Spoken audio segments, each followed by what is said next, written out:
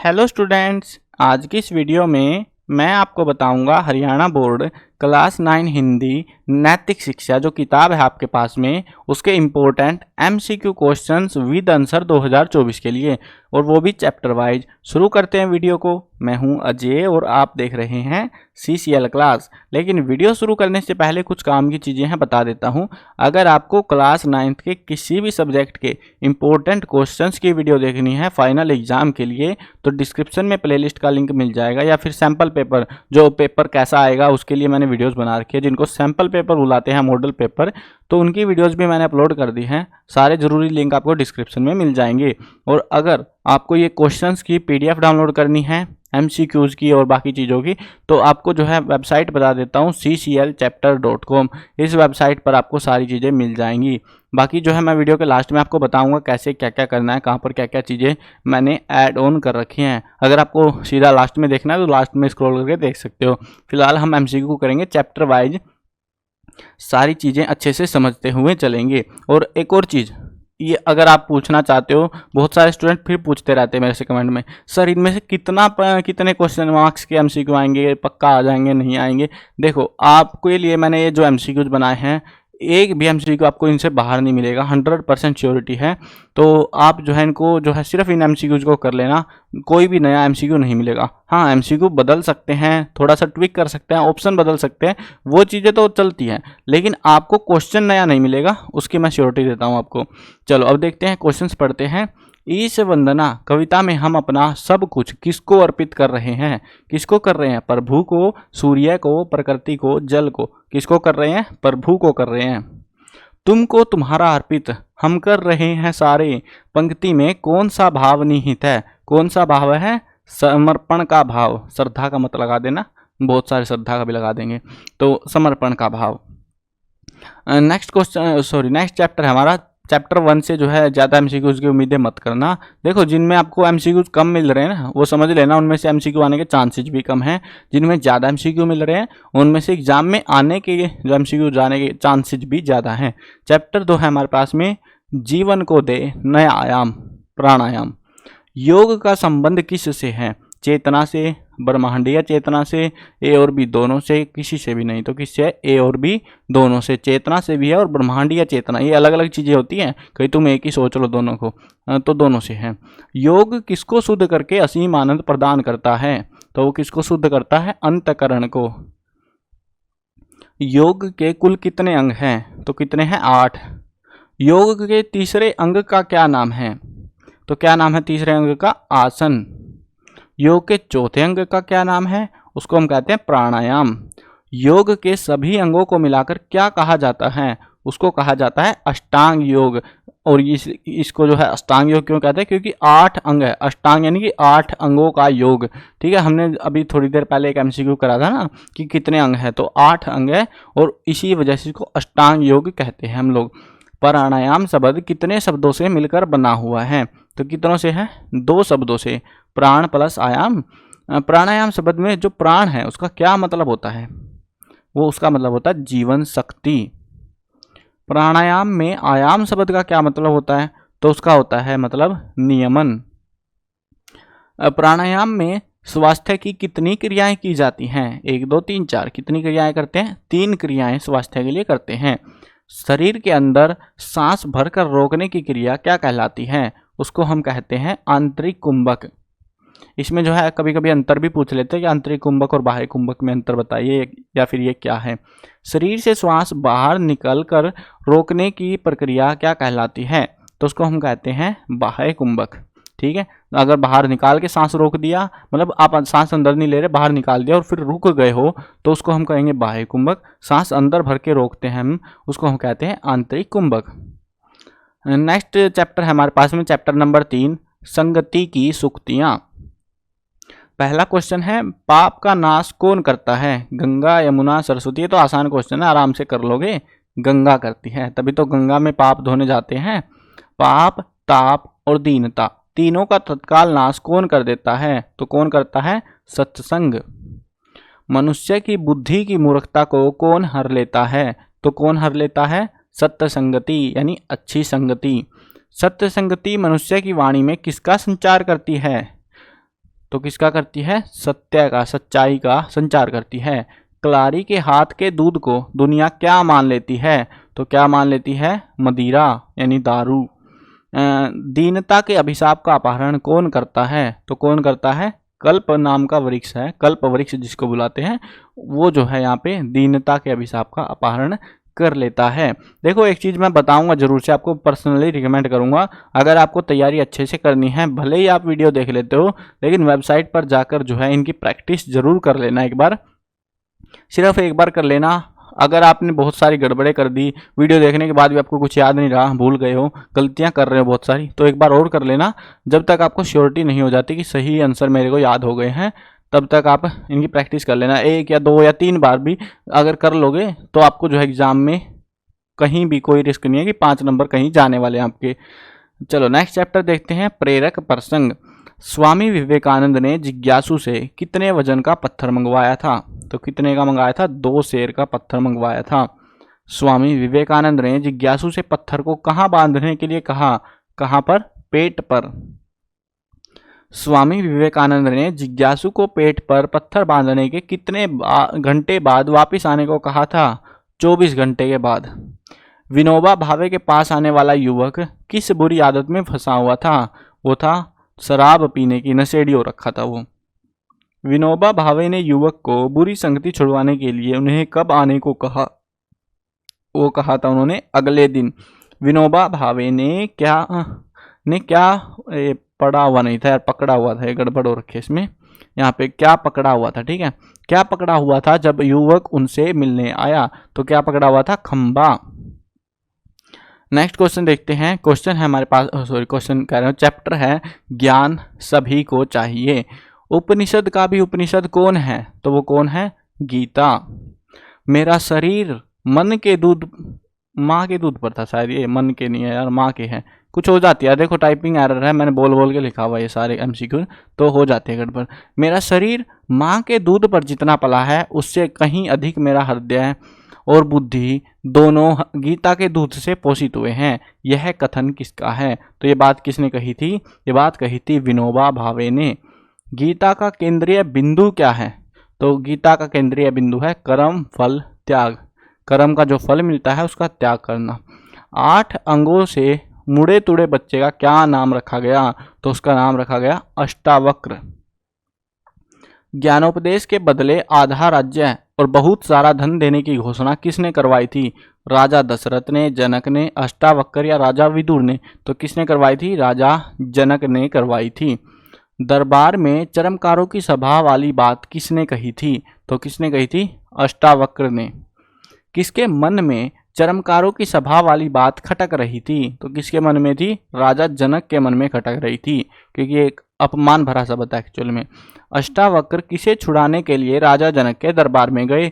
अपने पिता को छुड़वाने के लिए, क्योंकि राजा जनक ने उसको बंदी बना लिया था, क्योंकि वो एक सही ज्ञानोपदेश नहीं दे पाया था। गीता के 10वें अध्याय का क्या नाम है? तो उसका नाम है विभूति योग। गीता के 11वें अध्याय का क्या नाम है? उसका नाम है विश्व रूप दर्शन योग। 12वें अध्याय का क्या नाम है? भक्ति योग। 10वें अध्याय में कितने श्लोक हैं? तो वो है 42। 11वें अध्याय में कितने श्लोक है? 55। 12वें अध्याय में कितने श्लोक हैं? 20। ये जो मैंने श्लोक और ये नाम बताया ना, चांसेस है इनमें से एक ना एक एमसीक्यू आपको देखने को मिल सकता है, और हो सकता है सारे सेटों में, सारे सेट तो आते ही नहीं आपके, 9th में हो, तो इनमें से कोई सा क्वेश्चन जो है आपको देखने को मिल सकता है। नेक्स्ट चैप्टर देखते हैं, चैप्टर नंबर 6, मल्लेच्छ वंश का शेर शिवराज। छत्रपति शिवाजी की कहानी है इसमें। भारत के किस राज्य में छत्रपति शिवाजी का जन्म हुआ था? कहाँ हुआ था? महाराष्ट्र में। शिवाजी के पिता का क्या नाम था? तो उनके पिता का नाम था शहाजी भोसले। शिवाजी की माता का क्या नाम था? उनकी माता का नाम था जीजाबाई। शहाजी भोसले कहाँ के दरबार में सेवारत थे? तो कहाँ के दरबार में थे वो? बीजापुर के। शिवाजी की माता की किस भगवान में अधिक श्रद्धा थी? भवानी माँ में, माँ भवानी में कहते हैं ना वो। मान्यता के अनुसार शिवाजी को उनकी तलवार किसने भेंट की थी? तो वो माँ भवानी ने ही की थी खुद। शिवाजी के पिता के दूसरे विवाह कर लेने के पश्चात उनकी माता कहाँ रहने लगी? कहाँ पर चली गई थी वो? पूना में। शिवाजी को उसकी माता किसकी कहानी सुनाया करती थी? रामायण, महाभारत, ए और बी दोनों, पंचतंत्र। किसकी सुनाती थी? रामायण और महाभारत दोनों की कहानियां सुनाया करती थी। शिवाजी की शिक्षा दीक्षा किसने की? किसने करी थी? उसके दादा ने। शिवाजी के दादा का नाम क्या था? तो उसके दादा का नाम था कोंडदेव। औरंगजेब ने शिवाजी को मिलने के उद्देश्य से कहाँ पर बुलाया था? तो उसको बुलाया था आगरा में, धोखा करने के लिए एक्चुअल में। शिवाजी की माता किस दुर्ग को जीता हुआ देखना चाहती थी? तो कौन सा दुर्ग था? कोंढाना का दुर्ग। उसकी माँ ने उसको कह दिया था मुझे तो ये दुर्ग ही चाहिए बस। किस दुर्ग का नाम सिंहगढ़ पड़ गया? कोंढाना का दुर्ग का, क्योंकि ये इसमें जो है बड़े पंगे हुए थे, कहानी पढ़ोगे तो जानोगे। कोंढाना का दुर्ग जीतने के लिए किसने अपने प्राणों की आहुति दे दी? तो किसने दी थी? तानाजी ने। शिवाजी के गुरु का क्या नाम था? स्वामी रामदास। मुगलों को महाराष्ट्र से निकालकर स्वतंत्र राज्य की स्थापना किसने की थी? तो किसने की थी? शिवाजी ने। छत्रपति शिवाजी को राजगद्दी पर कब बैठाया गया? तो कब बैठाया गया था? 6 जून 1674 को। ये डेट याद रखना, बहुत काम की डेट है ये। शिवाजी के राजा बनने के कितने वर्ष पश्चात उनका स्वर्गवास हो गया? कितने वर्ष? 6 वर्ष के बाद। छत्रपति शिवाजी का स्वर्गवास कब हुआ? तो कब हुआ था? 3 अप्रैल 1680 को। नेक्स्ट जो चैप्टर है हमारा वो है चैप्टर नंबर 7, गणित गौरव ब्रह्मगुप्त। ब्रह्मगुप्त का जन्म कब हुआ था? तो कब हुआ था? 598 ईस्वी में। ब्रह्मगुप्त का जन्म किस स्थान पर हुआ था? तो कहाँ पर हुआ था? राजस्थान में। ब्रह्मगुप्त का जन्म राजस्थान में किस स्थान पर हुआ था? वो हुआ था माउंट आबू में। देखो एक चीज ध्यान रखना, जैसे मैं क्वेश्चन करा रहा हूँ ना, अभी तो मैं क्वेश्चन बता रहा हूँ और आपको आंसर बता दे रहा हूँ, ठीक है। ऑप्शन पढ़ूंगा तो बहुत टाइम खोटी हो जाएगी, बहुत सारे क्वेश्चन है हमारे, हर एक चैप्टर में से 8-10 क्वेश्चन तो है ही एमसीक्यू वाले, तो इसीलिए जो है आपका मैं टाइम बचा रहा हूँ। अब आपको जो है ना क्या करना है, वेबसाइट पे जाके प्रैक्टिस करके देखनी है। ऑप्शन आपको दिखेंगे, आंसर हिडन है। चीटिंग आप खुद ही करोगे अपने साथ में, अगर कर रहे हो तो चीटिंग भी। आप अगर बिना चीटिंग के इनको प्रैक्टिस करोगे और आपने सही आंसर दे दिए ना, तो समझ लो आपकी तैयारी बहुत बढ़िया हो रखी है। इस बुक से आपका कोई क्वेश्चन छूटने वाला फिर नहीं है। ब्रह्मगुप्त के पिता का क्या नाम था? विष्णुगुप्त। निम्नलिखित में से कौन सा ग्रंथ ब्रह्मगुप्त द्वारा रचित है? ब्रह्मस्फुट सिद्धांत, खंड खाद्य, ए और बी दोनों, गणित शास्त्र। तो कौन सा है?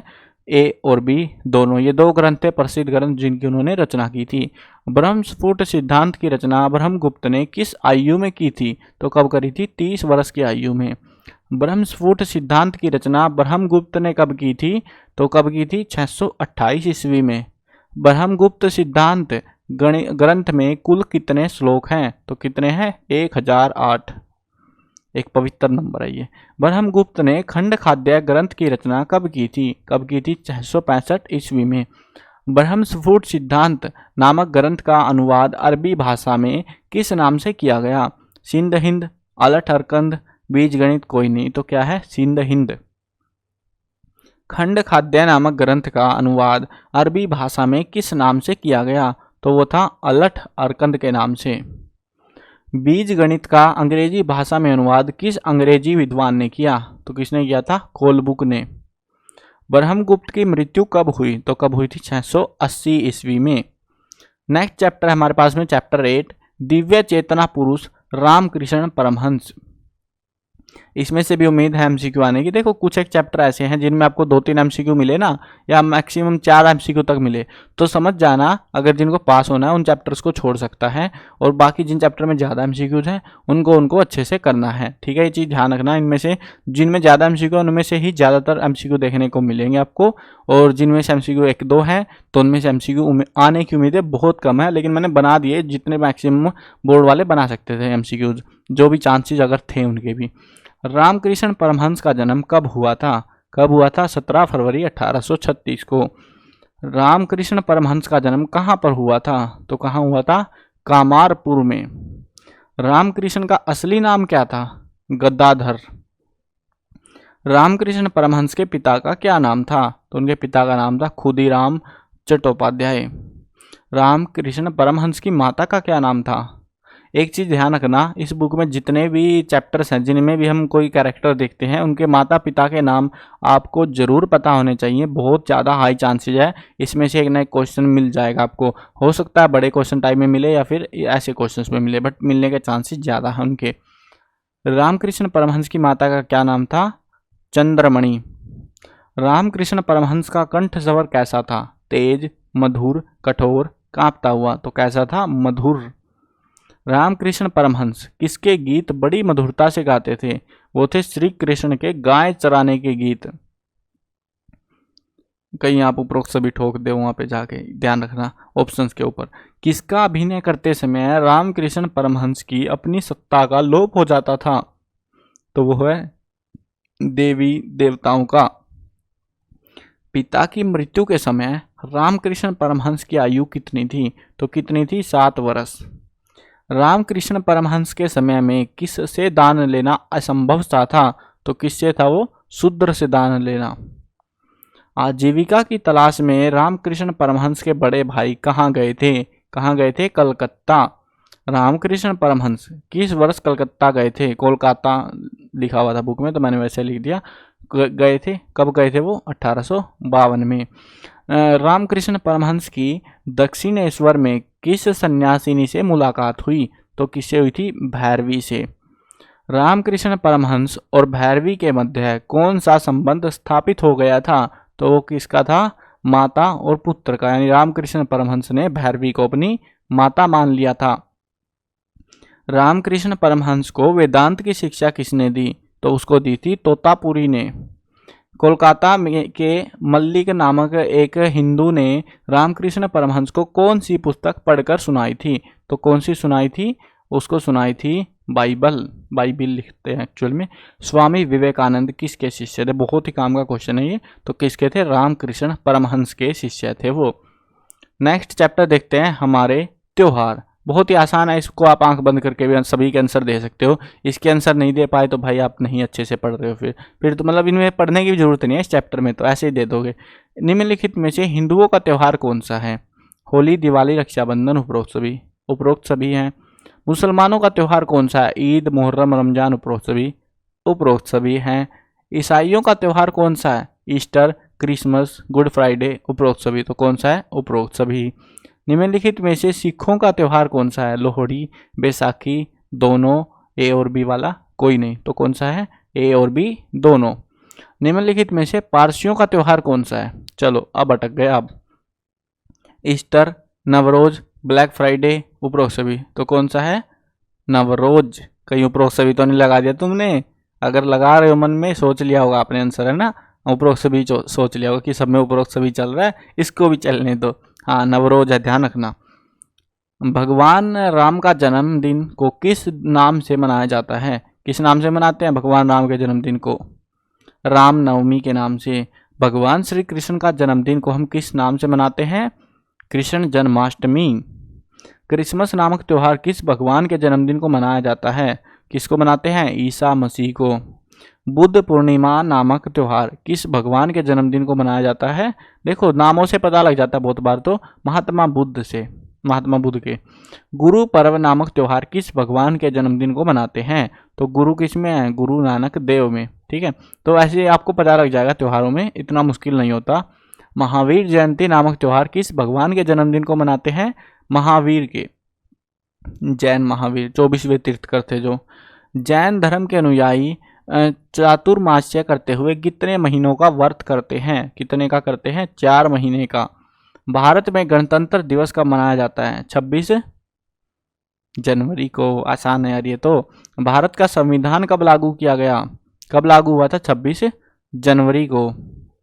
भारत में स्वतंत्रता दिवस कब मनाया जाता है? 15 अगस्त को। ठीक है, ये तो आपने सभी कर लिए होंगे, आसान सा, ये तो आंख बंद करके कर लोगे आप, मतलब खोल के भी ठीक से बिना दिमाग लगाए भी कर सकते हो, इसमें कोई मुश्किल नहीं है। अगर इसमें भी गलती कर रहे हो तो फिर तो क्या ही बोलूँ मैं आपको। हौसलों की उड़ान चैप्टर नंबर 10 है। युद्ध में घायल हुए भीष्म पितामह ने किसके बल पर अपनी मृत्यु को टाल दिया था? वो था इच्छा शक्ति। कहते हैं ना उनको इच्छा शक्ति का वरदान था। ईरा सिंहल का जन्म कहाँ पर हुआ था? तो कहाँ हुआ था? मेरठ में। ईरा सिंहल के पिता का क्या नाम था? उनके पिता का नाम था राजेंद्र। ईरा ने 8 वर्ष की आयु में भूकंप पीड़ितों के लिए कितने रुपए भिजवाए थे? कितने भिजवाए थे? 91 रुपए, जो कि उसने अपना गुल्लक तुड़वा के भिजवा दिए थे जो उसके पास थे। नेक्स्ट चैप्टर है गिरिधर की कुंडलियां। इस संसार में कैसा व्यवहार किया जाता है? लालच का, मतलब का, शक्ति का, धैर्य का। कैसा व्यवहार करते हैं? मतलब का व्यवहार। गिरिधर के अनुसार हमें किस कभी भी दुख, अच्छा किसे आना था यार, किस नहीं था यहाँ पे, किसे, ठीक है, हो जाती है यार, छोटी मोटी यार तो चलती है, हो जाती है। गिरिधर के अनुसार हमें किसे कभी भी दुख नहीं देना चाहिए। किसको नहीं देना चाहिए? अपने भाई को। गिरिधर की कुंडलियां पाठ में कवि कैसे पेड़ की छांव में बैठने से मना करता है? पत्तेदार पेड़, कमजोर पेड़, मोटा पेड़, छोटा पेड़। कैसे पेड़ में? कमजोर पेड़ में। नेक्स्ट चैप्टर है हमारे पास में चैप्टर नंबर 12, अभी समय है। अभी समय है कविता में कवि के अनुसार हम किसका इंतजार कर रहे हैं? श्रेष्ठ समय का। कहीं उपरोक्त सभी पे तो नहीं पहुंच गए तुम? कवि के अनुसार समय को नष्ट करने से कोई भी मनुष्य क्या नहीं पाता है? सुख नहीं पाता। कवि के अनुसार समय किसका दिया हुआ अनुपम धन है? किसका है? ईश का, यानी भगवान का। नेक्स्ट चैप्टर है हमारा 13वां चैप्टर, सद्व्यवहार। काम का चैप्टर ये हमारा।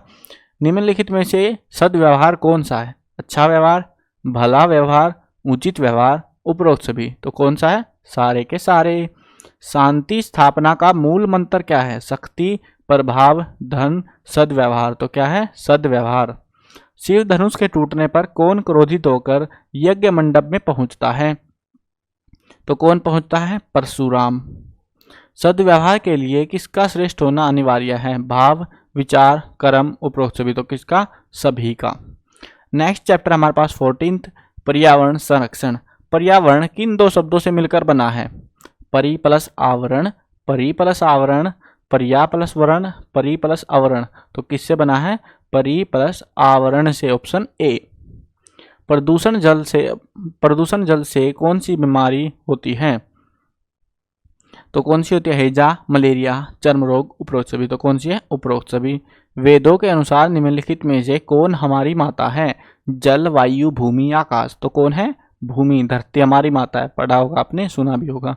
निम्नलिखित में से प्रदूषण का प्रकार कौन सा है? तो कौन सा है? वायु प्रदूषण, जल प्रदूषण, ध्वनि प्रदूषण, उपरोक्त सभी। तो कौन सा है? उपरोक्त सभी। नेक्स्ट चैप्टर है 15वां चैप्टर, हिंसा द्वारा प्राप्त की गई जीत स्थायी नहीं होती, क्योंकि उसे प्रतिहिंसा द्वारा हमेशा पलटे जाने का डर रहता है। यह कथन किसका है? महात्मा बुद्ध, महात्मा गांधी, डॉक्टर भीमराव अंबेडकर, जवाहरलाल नेहरू। तो किसका है ये? डॉक्टर भीमराव अंबेडकर का। वैर से वैर, यानी वैर होती है दुश्मनी, वैर से वैर शांत नहीं होता, अवैर से ही वैर शांत होता है। यह कथन किसका है? महात्मा बुद्ध का।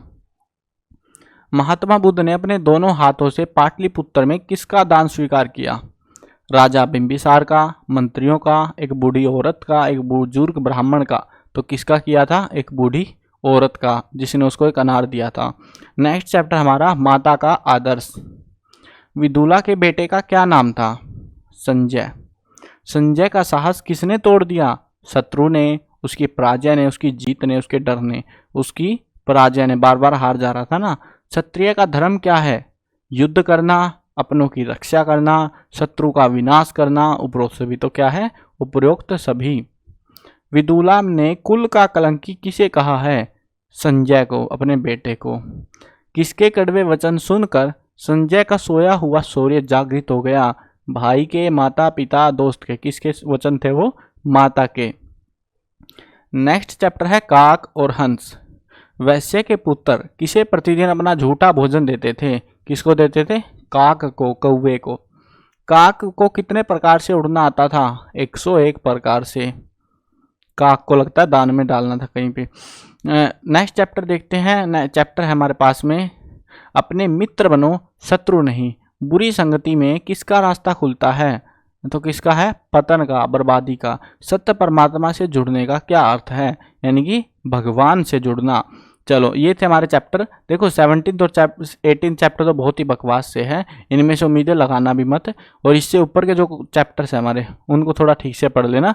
जिन चैप्टर से कम एमसीक्यूज हैं उनको आप चाहो तो स्किप कर सकते हो, वो आपके ऊपर है। मैंने हर एक चैप्टर के एमसीक्यू करा दिए हैं और इन एमसीक्यू से बाहर आपको एमसीक्यू फाइनल एग्जाम में देखने को नहीं मिलेंगे।